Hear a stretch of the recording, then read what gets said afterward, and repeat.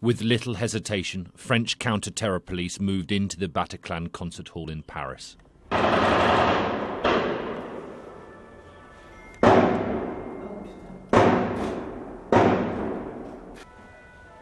They were forced to move quickly because the terrorists were killing hostages.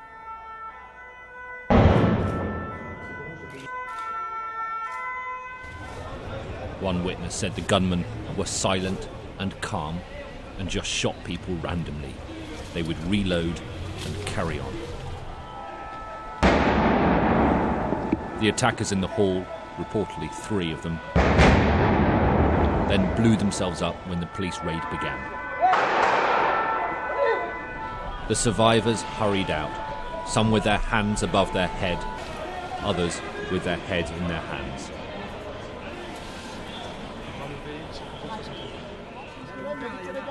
The paramedics went in.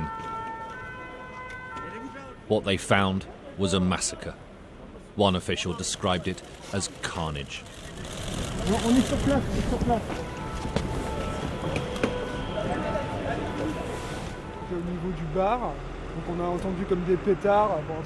We were by the bar, so we heard firecrackers, or what we thought were firecrackers.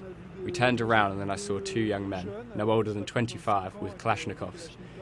They told us to lie down. There was one who kept gesturing for us to get down. We all lay down. The whole room lay down. I was completely under other people, and they kept shooting, but they would stop from time to time. This man's life was saved when a bullet hit his mobile phone. When he hung up, I was crossing the road and it exploded in front of me.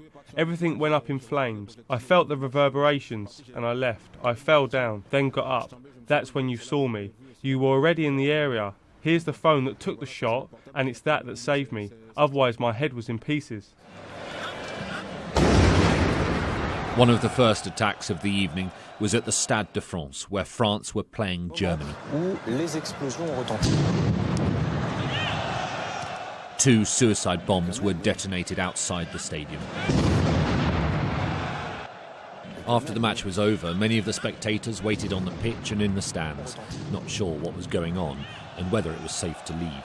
The game carried on all the way to the 90 minutes. As far as we were aware, it was, even though we were getting news reports, we thought it was something trivial. We thought it was a hoax or something that had gone wrong. We didn't realise the full extent of it until we got outside.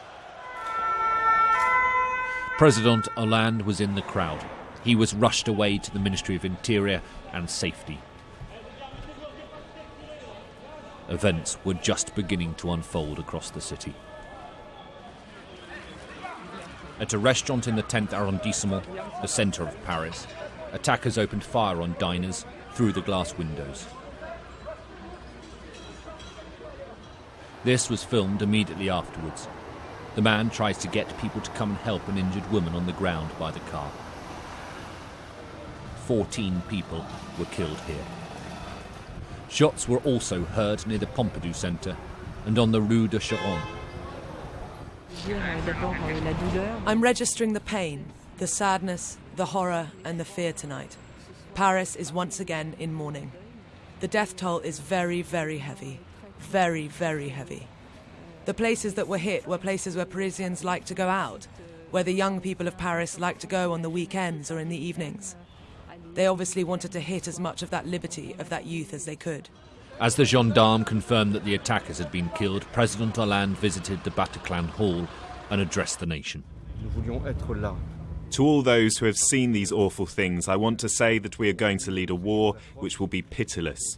Because when terrorists are capable of committing such atrocities, they must be certain that they are facing a determined France, a united France, a France that is together and does not let itself be moved, even if today we express infinite sorrow.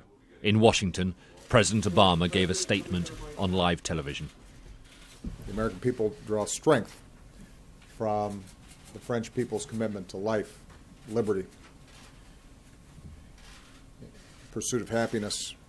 We are reminded in this time of tragedy that the bonds of liberté and égalité and fraternité are not only values that the French people care so deeply about, but they are values that we share. France temporarily shut its borders. American Airlines suspended transatlantic flights to the country. Parisians were told to stay indoors. The city went into lockdown. This is going to change the feel of Paris a lot, and the feeling will be that not enough was done after the Charlie Hebdo attacks, beyond some pretty limited marches and people saying how terrible it all was. I think people will be looking for very, very strong political action now. Paris is already showing the sort of defiance that strengthened the city in the days after the Charlie Hebdo attacks. As the crowds left the Stade de France stadium after the attacks there, they sang La Marseillaise.